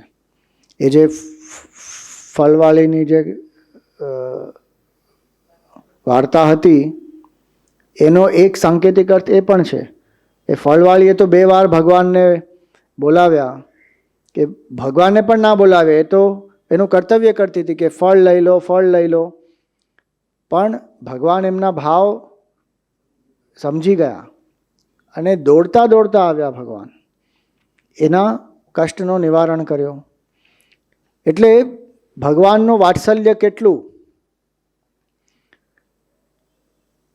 જે આપણને શારીરિક જન્મ આપે એ માતા પિતાનો એટલો જ ભાવ હોય, વાત્સલ્ય હોય એના છોકરા છોકરી પ્રતિ, બાળક પ્રતિ, તો જે પરમપિતા છે એમનો વાત્સલ્ય કેટલો. એટલે આપણે એ હંમેશા ભૂલવું નહીં જોઈએ કે ભગવાન એક તો હાથેથી આપણી રક્ષા કરે અને પગેથી દોડીને આપણને બચાવવા માટે પણ આવે. અને કેટલા ભક્તોની રક્ષા ભગવાને કરી છે કે નહીં. એટલે પાણીર મધુરઃ પાદવ મધુરવ નૃત્યમ મધુરમ. ભગવાનનું નૃત્ય પણ મધુર છે. ભગવાનનું નૃત્ય એટલે શું? અહીંયા તો રાસલીલાનો સંકેત છે. ભગવાનનું નૃત્ય એકદમ મધુર. ભગવાનનું નૃત્ય તો અલગ અલગ રૂપે થાય છે. આખી સૃષ્ટિ જે છે ભગવાનનું નૃત્ય છે. આટલી મોટી મોટી ગેલેક્સીઓ બધું જે છે એ બધું ભગવાનનું નૃત્ય જ છે. આપણને સાયન્સમાં શું શીખવાડ્યું છે કે સૂર્ય જે છે એ આપણું જે સોલાર સિસ્ટમ છે એના મધ્યમાં છે અને બાકી બધા જે ગ્રહો છે એને ફરે છે. પણ સૂર્ય પોતે ફરે છે. એ આખી મિલ્કી વે ગેલેક્સીમાં એક ભ્રમણ કરે છે. તો સૂર્ય પણ ભ્રમણ કરે છે અને આપણા જે ગ્રહો છે એ સૂર્યને પણ ભ્રમણ કરે છે અને આવી રીતે ચાલે છે આખી સૃષ્ટિમાં.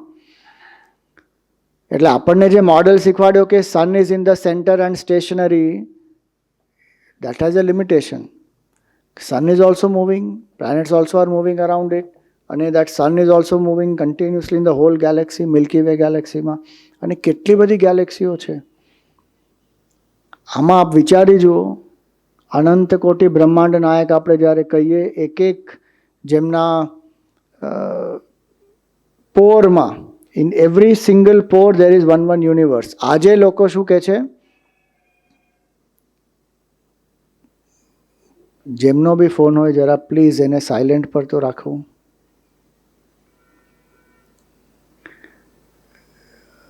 સાયન્સમાં આજે શું કહે છે, મલ્ટીવર્સ, પેરેલલ યુનિવર્સ, એવું ઘણું બધું કહે છે ને આજે. તો એ બધું ભગવાનનું નૃત્ય છે, નૃત્યમ મધુરમ. અને મોટી મોટી ગેલેક્સીઓમાં પણ ભગવાનનું નૃત્ય છે અને સૌથી નાનામાં નાનો જે એટમ છે એમાં પણ ભગવાનનું નૃત્ય જ ચાલે છે. એટલે જ ઉપનિષદમાં કહ્યું અનોરણીયાન મહતો મહિયાન નૃત્યમ મધુરમ. એ તો ઈશ્વરની લીલા જ છે આખી સૃષ્ટિ. અને અહીંયા સંકેત શું છે, રાસલીલાનો સંકેત છે કે ભગવાનનું નૃત્ય એકદમ મધુર. હવે રાસલીલા જ્યારે આપણે જોઈએ તો લોકોને શું થાય કે અરે ભગવાન કૃષ્ણ જેવું આપણું જીવન હોવું જોઈએ. ગોપીઓની સાથે રાસલીલા કરતા હતા, માખણ ખાતા હતા, ચોરી કરતા હતા, શું ભગવાનનું જીવન, વાહ વાહ વાહ. પણ રાસલીલા કોઈ ભોગની લીલા નથી. રાસલીલા શું છે, એ અદ્વૈતનું એક અનુભવ છે. એ સાધનાની પરાકાષ્ઠા છે એ રાસલીલા. કે જ્યારે ગોપીઓ ભગવાનના વેણુનું ગાન સાંભળીને ત્યાં આવ્યા શરદ પૂર્ણિમાની રાતે યમુનાજીના કિનારે, જ્યારે ભગવાનનું ગાયન સાંભળીને આવ્યા, એકદમ મુગ્ધ થઈને આવ્યા, પોતાને ભૂલી ગયા હતા. એ અવસ્થામાં ત્યાં પહોંચ્યા અને ભગવાન સાથે એમણે રાસલીલા કરી. તો એ રાસલીલા કરતાં કરતાં ભગવાને શું કર્યું, દરેક ગોપીને માટે એમને એક વિશેષ રૂપ લીધો અને દરેક ગોપીની સાથે ભગવાન નૃત્ય કરતા હતા. એનો સંકેત શું છે, ત્યાં ગોપી છે આપણી વૃત્તિ, અને એ વૃત્તિ ચૈતન્ય સ્વરૂપ વગર એનો કોઈ અસ્તિત્વ જ નથી. એટલે આપણું મન જે છે એમાં કેટલી બધી વૃત્તિઓ હોય છે, એ દરેક વૃત્તિ સાથે એક ચૈતન્ય સ્વરૂપ આત્મા છે જ. એટલે ગુરુદેવ એ જ કહેતા હતા કે જે ઉપનિષદમાં કહ્યું, કેનોપનિષદમાં પ્રતિબોધ વિદિતમ મતમ, દરેક બોધ સાથે આપણને સાક્ષાત્કાર કરવાનો એક અવસર પ્રાપ્ત થાય છે. દરેક વિચાર સાથે, દરેક ભાવના સાથે, દરેક વૃત્તિ સાથે. કેમ કે એ વૃત્તિની પાછળ જ જે છે એ છે ચૈતન્ય સ્વરૂપ આત્મા. પણ આપણું ધ્યાન ક્યાં છે, વૃત્તિ પર છે. એટલે આપણે આત્માને ઓળખી નથી શકતા. એટલે અદ્વૈતની જે સિદ્ધિ છે એ રાસલીલા એનો સંકેત કરે છે. પછી એમાં આગળ ઘણી બધી લીલાઓ થાય છે કે જ્યારે ગોપીને એમ લાગ્યું કે હું એકદમ વિશેષ છું અને ભગવાન મારી સાથે નાચે છે, એટલે જ્યારે એવો અહંકાર આવ્યો ત્યારે શું કર્યું, ભગવાને અદૃશ્ય થઈ ગયા. પછી ગોપીઓમાં એટલો વિરહ થયો કે અરે અમે બહુ ભૂલ કરી, અમે અહંકારવશ ભગવાનને ભૂલી ગયા અને આપણી ઉપર ધ્યાન આવી ગયું.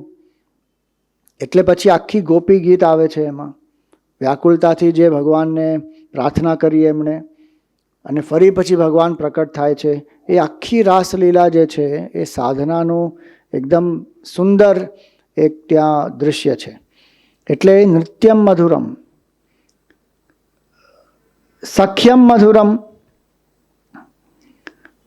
ભગવાન ભક્તોને કેવલ એ મારા ભક્ત છે, મારાથી નીચા છે એ ભાવથી નથી જોતા. હંમેશા ભક્તને કયા ભાવથી જુએ છે? મારો મિત્ર છે, મારો સખા છે. અર્જુનને પણ ભગવાને શું કહ્યું ગીતામાં? ભક્તોસી મે સખા ચેતી રહસ્યમ હેતદ ઉત્તમમ. ચોથા અધ્યાયમાં ભગવાન કહે છે કે અર્જુન, તું મારો ભક્ત નથી, કેવળ કોણ છે? મારો સખા પણ છે. ભક્તોસી મે સખા ચેતી. ભગવાન કેવલ આપણા સખા નથી, મિત્ર નથી, ભગવાન તો આપણા સુહૃદ પણ છે. મિત્ર કોણ કહેવાય? જે આપણે કાંઈ સારું કર્યું હોય કોઈને માટે અને બદલામાં આપણે માટે જે સારું કરે, એમાં એ મિત્ર કહેવાય. A friend in need is a friend in deed. અને મિત્રમાં એક પરસ્પર લાભનો ભાવ પણ હોય કે એકબીજાને લાભ પહોંચાડે મિત્રો, એકબીજાની સાથે પરિચિત હોય મિત્રો, અને એકબીજાની સહાયતા કરે મિત્રો. પણ સુહૃદ એટલે કોણ? જેના દ્વારા આપણને કોઈ લાભ નથી થયો, તો પણ આપણે એમના માટે કાંઈ કરીએ તો આપણે એમના સુહૃદ કહેવાય. એટલે ભગવાન તો એવા છે. એટલે ગીતામાં ગઈકાલે જ છોકરાઓ જે ગાતા હતા એમાં 5મા અધ્યાયમાં કેવું સરસ આવે છે, સુહૃદમ સર્વભૂતાનામ જ્ઞાત્વા મામ શાંતિ મૃચ્છતિ. કે જે ભક્ત સમજી જાય કે હું, જે જીવ સમજી જાય કે હું એનો પરમ સુહૃદ છું અને એની સાથે જ છું દર વખતે, એ જાણીને એ ભક્ત એકદમ પરમ શાંતિને પ્રાપ્ત થઈ જાય. સુહૃદમ સર્વભૂતાનામ જ્ઞાત્વા મામ શાંતિ મૃચ્છતિ. એટલે કોઈ અનાથ નહીં હોય, કોઈ અનાથ છે નહીં, એ ભાવ જ નીકળી જાય આપણા જીવનમાંથી. કેમ? કેમ કે ભગવાન મારા સુહૃદ છે. હું ભગવાનને કાંઈ ધરાવું કે ના ધરાવું, ભગવાનથી મને કોઈ લાભ પહોંચે કે ના પહોંચે, એટલે ભગવાનને મારાથી કોઈ લાભ પહોંચે કે ના પહોંચે, પણ ભગવાન હંમેશા મારા સુહૃદ જ છે. અને જે પણ ભગવાન કરશે મારા સારા માટે જ કરશે. સુહૃદનો અર્થ એ પણ છે જેનું હૃદય આપણા માટે સારું જ વિચારતું હોય, એને કહેવાય સુહૃદ. સુહૃદમ સર્વભૂતાનામ, અને બધા ભૂતો માટે ભગવાનની ઈચ્છા શું છે? કે એમનું કલ્યાણ જ થાય. એટલે ભગવાન જ્યારે રાક્ષસોનો કે અસુરોનો નાશ કરે છે, એમનો વધ પણ કરે છે, ત્યારે પણ એમને ઉદ્ધાર જ આપે છે. એટલે સુહૃદમ સર્વભૂતાનામ, બધા જીવો માટે ભગવાન સુહૃદ છે. એટલે સખ્યમ મધુરમ. અને ભગવાનની સખ્યતા એટલે શું? ભગવાન આપણને ઇક્વલ દૃષ્ટિથી જોતા હોય છે. અને સખાનો ભાવ એટલે આપણે જે પણ એક સખાના ભાવથી જ્યારે આપણે શેર કરીએ, વી ઓપન અપ કમ્પ્લીટલી. કોઈ જે ફ્રેન્ડ હોય એને આપણે બધું શેર કરતા હોઈએ. એવી રીતે ભગવાનની સખ્યતા જો આપણને પ્રાપ્ત થાય, અલગ અલગ જે ભાવ છે, દાસ્ય ભાવ છે, સખ્ય ભાવ છે, એવી રીતે અલગ અલગ જે ભાવો છે, વાત્સલ્ય ભાવ છે, એમાં સખ્ય ભાવ બહુ સુંદર છે. કેમ? કેમ કે એમાં એક સમાનતાનો ભાવ છે અને આખું કમ્પ્લીટ ઓપનિંગ અપ, સુખ દુઃખ બધું આપણે શેર કરીએ અને એક ઇક્વલ સ્ટેટસ હોય. એટલે ભગવાન આપણને એવી રીતે જુએ છે. એટલે સખ્યમ મધુરમ. હવે ચોથો શ્લોક. ગીતમ મધુરમ પીતમ મધુરમ ભોક્તમ મધુરમ સુપ્તમ મધુરમ રૂપમ મધુરમ તિલકમ મધુરમ મધુરાધિપતેરખિલમ મધુરમ. ગીતમ મધુરમ. ભગવાનનું ગીત પણ બહુ મધુર છે. એનો અર્થ શું છે? કે ભગવાન જે ગાય છે એ ગીત તો મધુર છે જ, એનો એક એ અર્થ. એટલે ભગવાને જે ગાયું એને આપણે આજે પણ શું કહીએ છીએ? ભગવત ગીતા. એ તો બહુ જ મધુર છે. મધુર શું કામ છે? એ ઘણા બધા જે ગીતો હોય છે ને મનોરંજન માટે હોય છે. એ મનોરંજનથી બી આપણને બહુ આનંદ પ્રાપ્ત થાય. પણ જો કોઈ ગીત હોય જેનાથી ન કેવલ મનોરંજન થતું હોય પણ ગીતાને દ્વારા મનોભંજન પણ થઈ જાય, કે જે મનની સાથે જે આપણું તાદાત્મ્ય છે એ નષ્ટ થઈ જાય અને આપણે આત્મ સ્વરૂપને પ્રાપ્ત થઈએ. એટલે ભગવદ્ ગીતા બેવ કરે છે. કોઈકને મનોરંજન જોઈતું હોય તો મનોરંજન પણ છે અને મનોભંજન જોઈતું હોય તો મનોભંજન પણ છે એમાં. એટલે ગીતમ મધુરમ એનો એક અર્થ થયો. બીજો અર્થ શું થયો કે ભગવાન ઉપર પણ જે લખેલા ગીતો છે એ બહુ મધુર છે. કેટલા ભજનો છે અને કેટલા કવિઓએ લખેલું છે ભગવાન ઉપર. એ જ્યારે આપણે વાંચીએ તો એટલી મધુરતા અને એટલી ભક્તિનો ભાવ ઉત્પન્ન થાય. એટલે ગીતમ મધુરમ. પછી ભગવાન શું કહે છે અહીંયા? પીતમ મધુરમ. ભગવાન જે પીએ છે એ પણ બહુ મધુર છે. અચ્છા, ભગવાન પણ પીએ છે? ઓહો. લોકો પીવાનું હવે સીધું એને જ જોડે છે. અરે પાણી બી પી શકે ને માણસ. પીતમ મધુરમ. પીતમ મધુરમનો અર્થ શું? ભગવાન શું પીએ છે?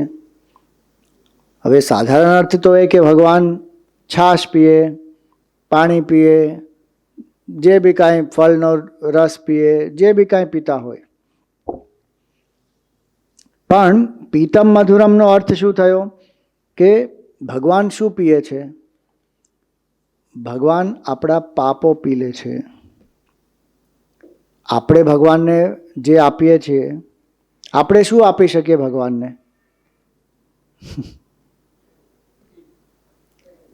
આપણે જે ભગવાનની પાસે ના હોય એ જ આપી શકીએ. અને ભગવાન પાસે શું નથી? ભગવાન પાસે તો બધું જ છે. ખાલી રાગ નથી, દ્વેષ નથી, કામ નથી, ક્રોધ નથી, લોભ નથી, મોહ નથી, મદ નથી, માત્સર્ય નથી, ભય નથી, શોક નથી, પાપ નથી. એ બધું નથી ભગવાન પાસે. અને આપણે શું આપીએ? આ બધું આપણે આપીએ એટલે ભગવાન શું કહે? ચલો હું આને પી લઉં છું. એટલે સંતો શું કહે છે કે આપણા કૃષ્ણ ભગવાન જે છે એ મેઘ શ્યામના રંગના શું કામ છે? કેમ કે બધા એના પાપ કર્મો પી પીને પોતે કાળા થઈ ગયા. એ ભક્તિની ભાવના છે. હવે એવું નહીં વિચારતા કે oh you are being a racist, black is not a bad colour, why are you talking like this. અરે ભાઈ માફ કરો, અમે એવું કોઈ ભાવ નથી અમારા મનમાં. અમે તો બધા કલરને ઇક્વલ જ જોઈએ છીએ અહીંયા ભારત દેશમાં.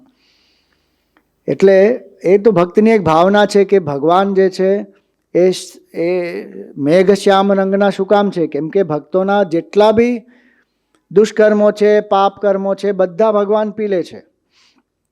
ના ના સ્વામીજી, ભગવાન ક્યાં પીએ છે? ભગવાન તો આપણને દુષ્કર્મોનું પરિણામ આપે છે અને સજા આપે છે. એટલે તો આપણને દુઃખ થાય છે જીવનમાં, એટલે તો આપણને કષ્ટ થાય છે, પીડા થાય છે. કર્મફળના દાતા છે ભગવાન. અરે ભગવાન જે કર્મફળના દાતા છે ને એ કરુણામય કર્મફળ દાતા છે. એટલે ભગવાન એમ વિચારતા હોય હંમેશા કે ભાઈ આને જો 100 દુષ્કર્મોનો ફળ આપવો હોય એને બદલે હું 10 આપી દઉં છું એને, અને 90 હું પોતે ઝેલી લઈશ. એટલે આપણે જે ભોગવીએ છીએ એ ખાલી આપણા 10 દુષ્કર્મોનો ફળ છે. બાકી 90 તો ભગવાને જ લઈ લીધા. એ તો આપણને ખબર પણ નથી. એટલે ભગવાન પીતમ મધુરમ. તો એક વસ્તુ તો એ છે કે ભગવાન આપણા જે દુષ્કર્મો છે, પાપ કર્મો છે, એ બધા પી લે છે. અને ભગવાન નામમાં એટલી મહિમા છે કે બધા પાપ કર્મો અને દુષ્કર્મોને કાપી પણ નાખે. એટલે નામની મહિમા બિલકુલ નહીં ભૂલવી જોઈએ કે નામ મહિમા આપણે ભગવાનનું નામ લેતા લેતા લેતા લેતા લેતા બધા પાપ કર્મોથી પાર ચાલી જઈએ. એને ભગવાનના નામમાં એટલી શક્તિ છે કે બધા દુષ્કર્મોને નાશ કરી દે. જપનો એક અર્થ એ છે. જપ એટલે શું? જન્મનઃ પાતિ. એક અર્થ એનો એ કે જે આપણને પુનર્જન્મથી બચાવે. એને જપ કહેવાય. અને બીજો અર્થ શું છે? જકારો જન્મ વિચ્છેદ, પકારો પાપનાશક, કે જેનાથી જન્મ મૃત્યુનો જે સંસાર છે એનો વિચ્છેદ થાય અને પ એટલે પાપનો નાશ થાય. જેટલા બી દુષ્કર્મો કર્યા હોય, જે હજી પ્રારબ્ધ રૂપે પ્રકટ નથી થયા, એ જે બી સંચિત કર્મોમાં છે હજી, એ બધા દુષ્કર્મનો નાશ થાય. એટલે ભગવાનના નામમાં એટલી મહિમા છે. એટલે કોઈ દિવસ સંદેહ નહીં કરવાનો કે આ નામમાં શું છે, રામ રામ કહેવાથી શું થાય. અરે રામ રામ કહેવાથી જ બધું થાય. એટલે ભુક્તમ મધુર પીતમ મધુરમ, ભગવાન જે પીએ છે એ આપણા દુષ્કર્મો છે. બીજી વસ્તુ ભગવાન પીએ છે શું? ભગવાન આપણી ભાવના ગ્રહણ કરે છે. એટલે જે ભક્તિ આપણા હૃદયમાં છે ને, તદહમ ભક્તિ ઉપહૃતમ ભગવાન કે છે, એ ભક્તિ ભગવાન લઈ લે છે આપણી પાસેથી, એ ગ્રહણ કરી લે છે. એટલે ભગવાન એ પીએ છે. આપણે જે ભગવાનને ધરાવીએ એ મહત્વપૂર્ણ નથી, કયા ભાવથી આપણે ધરાવીએ એ મહત્વપૂર્ણ છે. એટલે પીતમ મધુરમ, ભગવાન આપણી ભાવના પીએ છે, ભક્તિ પીએ છે. પીતમ મધુરમ. પછી ભુક્તમ મધુરમ, જે ભગવાન ખાય છે એ પણ મધુર છે.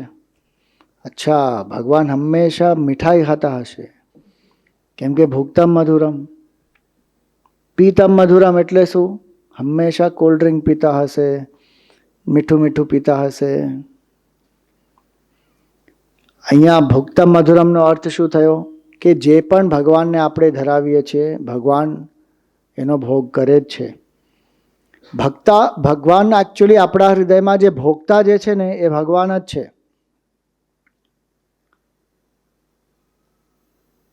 આપણે જે ખાઈએ છીએ એ પણ ભગવાન જ પચાવે છે.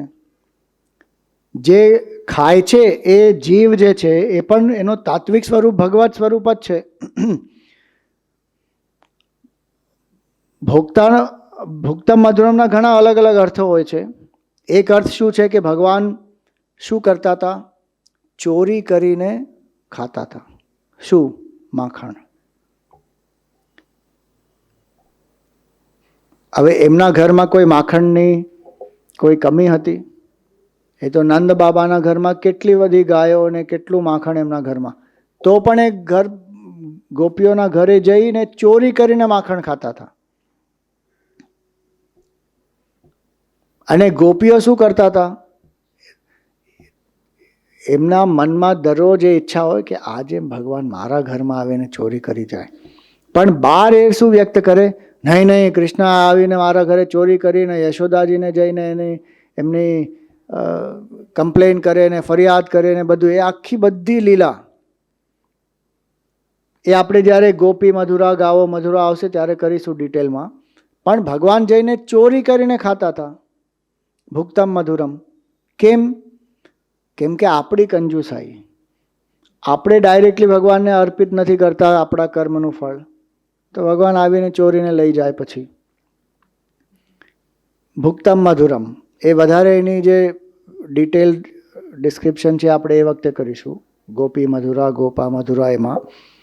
અહીંયા ભુક્તમ મધુરમનો અર્થ શું થાય? બીજો અર્થ એ જે આપણે ભગવાનને ધરાવીએ છીએ એ બહુ પ્રેમથી આપણે ધરાવીએ. ભગવાનને કોઈ 56 ભોગ પણ ધરાવે, ભગવાનને આપણે 56 ભોગ શું કામ ધરાવીએ? કેમ કે 7 દિવસ ભગવાને ગોવર્ધન ધારણ કર્યું એમની નાની આંગળી પર, અને બધા ગોપ ગોપીઓને અને આખા વ્રજવાસીઓની એમને રક્ષા કરી. તમે વિચારો, જ્યારે રક્ષિષ્યતિ વિશ્વાસ, જ્યારે આપણે કહીએ ને પાણીર મધુરવ, ભગવાનની એક નાની આંગળી પર આખો ગોવર્ધન ઊભો રહ્યો અને 7 દિવસ ભગવાન એવી રીતે જ ઊભા રહ્યા. આપણે આ એક ગ્લાસ પકડીને ઊભા રહીએ, 10 મિનિટથી વધારે પકડીને ઊભા નહીં રહી શકીએ. કેમ? કેમ કે ગ્લાસ તો આટલો જ છે, પણ જેટલી વાર વધારે આપણે એને પકડી રાખીએ એટલી વાર આપણને એમ લાગે કે આ એનું વજન વધતું જ જાય છે, વધતું જ જાય છે, વધતું જ જાય છે. એમ કે ગ્રેવિટી છે ને. એટલે હવે ભગવાને તો આખો ગોવર્ધન પર્વત ઉપાડ્યો એમની નાની આંગળી પર 7 દિવસ માટે. અને કોઈને એક સંદેહ પણ ના થયો કે અરે આ પર્વત પડી જશે તો અમે બધા કચરાઈને મરી જશું આની નીચે. એના કરતાં સારું છે કે આ વરસાદમાં બહાર ભાગીને ઘરે તો પહોંચીએ. બધા ત્યાં ઊભા રહ્યા હતા. એ ભગવાનમાં એ લોકોનો વિશ્વાસ, અને ઊભા જ છે ત્યાં 7 દિવસ. કાંઈ ખાધું નહીં, પીધું નહીં, કાંઈ નહીં. એટલે બધાએ કૃતજ્ઞતાનો ભાવ વ્યક્ત કરવા માટે શું કર્યું કે ભગવાન, એવું કહેવાય છે કે દિવસમાં 8 વાર નાનું નાનું કાંઈ કાંઈ ખાતા હતા. તો 7 દિવસ એમણે કાંઈ ના ખાધું, તો બધાએ મળીને શું કર્યું? 56 ભોગ ધરાવ્યા ભગવાનને. હવે કોઈ ભગવાનને 56 ભોગ ધરાવે કે ભગવાનને ખાલી કોઈ એક પત્રમ પુષ્પમ ફલમ તોયમ, ગીતામાં ભગવાન કહે છે કાંઈ પણ મને આપી દો, એક પત્ર આપી દો, એક તુલસીનું પત્ર, એક ફળ આપી દો ફલમ, એક પુષ્પ આપી દો, અને કાંઈ નહીં તો એક બૂંદ પાણી આપી દો.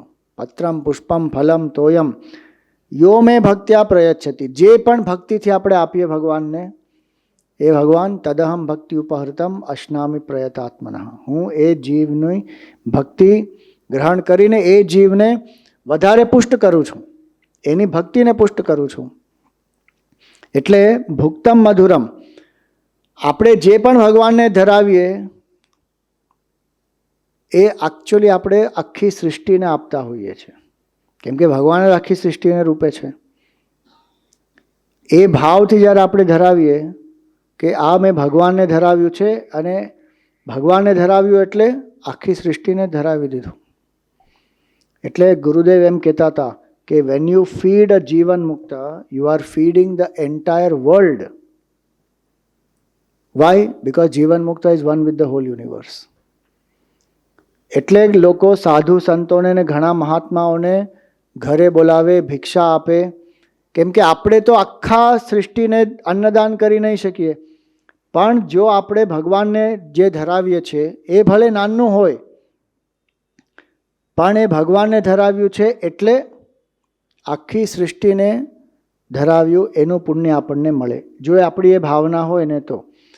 હવે આખી જે લીલા ભગવાને કરી પાંડવોને બચાવવા માટે દુર્વાસા મુનિના ત્રાસથી, અક્ષય પાત્રમાં એક નાનું અમથું પાંદડું હતું, એ ભગવાને ખાધું, અને ત્યાં દુર્વાસા મુનિ અને એમના 10,000 શિષ્યો જે આવેલા પાંડવોને કષ્ટ આપવા માટે, એમણે શું કર્યું?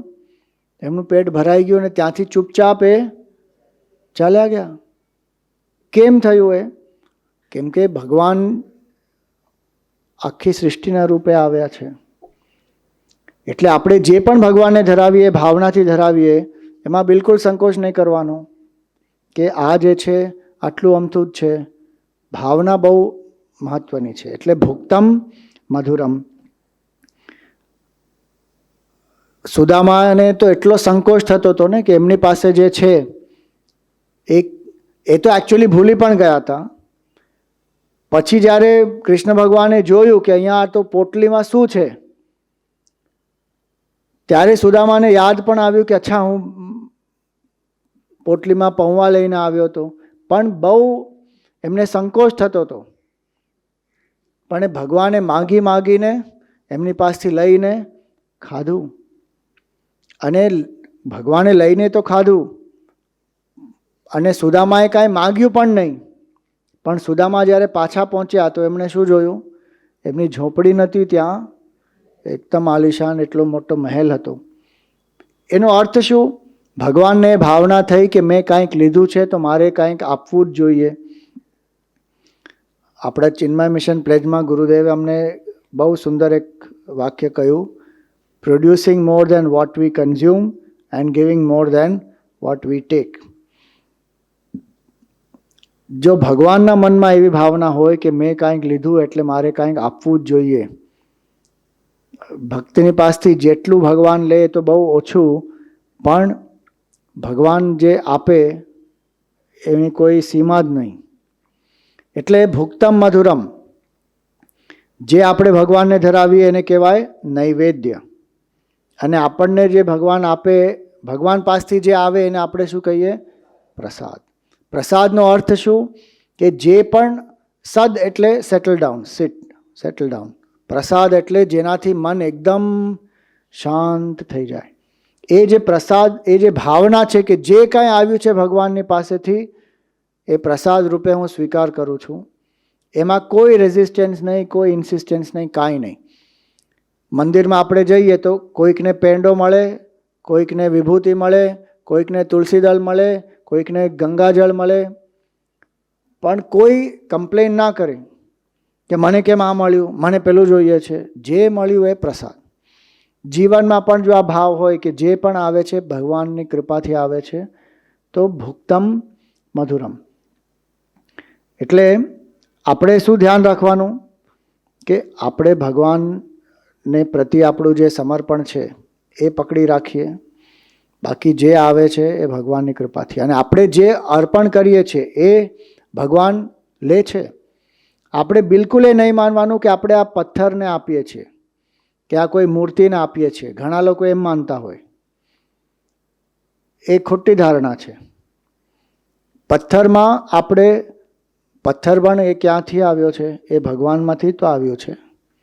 ખાલી આપણી ભાવના જ નથી, એ જે છે પણ એ ભગવત સ્વરૂપ જ છે. ગુરુદેવ અમારા હંમેશા કહેતા હતા કે the effect is nothing but cause in another form. તો આ પંચ મહાભૂત જે આવ્યા છે એ ક્યાંથી આવ્યા? એ પરમાત્માથી જ આવ્યા છે. એટલે આખી આ સૃષ્ટિ જે છે એ પરમાત્માનું સ્વરૂપ છે, ખાલી આપણી ભાવના નથી. એ ઘણા લોકોને એમ લાગે છે કે આ તો ઉપાસના માટે આપણે ખાલી ભાવના છે. અને જે ઉદાહરણ પણ આપતા હોઈએ ને કે આપણા જે દેશનો, આપણા જે રાષ્ટ્રનો એક આપણી જે ધ્વજા છે, એ ધ્વજા શું છે? ઇટ ઇઝ ઓનલી ક્લોથ, કપડું છે અથવા પેપર છે. પણ એમાં આપણી ભાવના શું છે કે આ મારો રાષ્ટ્ર છે. એ એક્ઝામ્પલમાં લિમિટેશન છે કે નહીં? કે એ પેપર અથવા કપડું જે છે એમાં આપણી ભાવના છે કે આ રાષ્ટ્ર છે, એટલે આપણને આપણા રાષ્ટ્ર પ્રતિ પ્રેમ જાગે ને દેશભક્તિની ભાવના ઉત્પન્ન થાય. પણ ભગવાનની મૂર્તિમાં અને ભગવાનમાં એવો સંબંધ નથી. ભગવાનની મૂર્તિ પણ ભગવાનનો જ સ્વરૂપ છે, કેમ કે આવ્યું છે ભગવાનથી જ. એટલે આપણે જે ધરાવીએ, ભગવાન ગીતામાં એમ કે છે અહમ્મિ સર્વ યજ્ઞાનામ ભોક્તા ચ પ્રભુરેવ ચ. બધા યજ્ઞોનો ભોક્તા કોણ છે? હું જ છું. અને યજ્ઞ એટલે કેવલ આપણે જે આહુતિ આપીએ અગ્નિમાં એ નહીં. શરીર, મન, બુદ્ધિથી, દરેક ઇન્દ્રિયથી જે જે પ્રક્રિયાઓ થાય છે એ બધું યજ્ઞ જ કહેવાય. એના ભોક્તા કોણ છે? ભગવાન છે. એટલે આપણે જે પણ ધરાવીએ છીએ ભગવાનને પહોંચે જ છે. અહમ ક્રતુરહમ યજ્ઞમ સ્વધાહમ અહમ ઔષધમ મંત્રોહમ અહમ એવાજ્યમ અહમ અગ્નિરહમ હુતમ. એ બધું જ ભગવાન છે.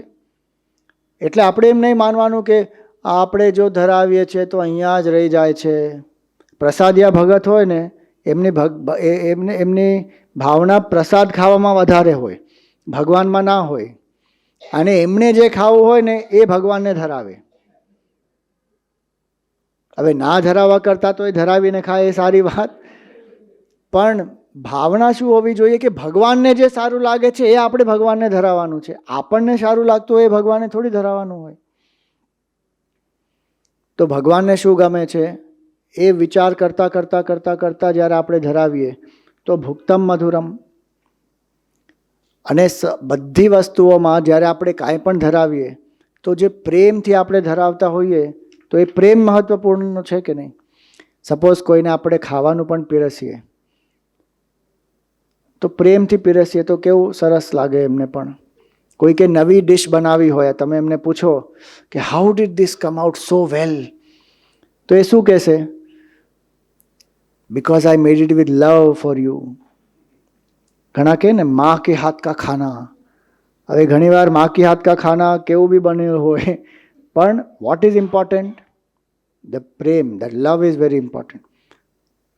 એવી રીતે આપણે ભગવાનને ધરાવી. હવે કોઈ આપણને ખાવાનું આપે, લે ખા ભૂખડ, એવી રીતે કોઈ તિરસ્કાર કરીને આપણને ખાવાનું આપે તો આપણને ખાવાનું મન પણ ના થાય. ભલે બહુ સરસ ખાવાનું હોય એકદમ, પણ કોઈ ભાવનાથી આપ્યું ના હોય તો આપણને કેવું લાગે કે હવે નથી ખાવું, થેન્ક યુ. પણ સાદું એકદમ કોઈ ખાવાનું હોય, એમાં કોઈ વધારે ટેસ્ટ પણ ના હોય, પણ ભાવનાથી આપ્યું હોય તો આપણે સ્વીકાર કરીએ. એટલે ભાવનાનું બહુ મહત્વ છે. ભુક્તમ મધુરમ. તો આજે અહીંયા આપણે વિરામ કરીએ. હવે આગળ જોઈશું કાલે.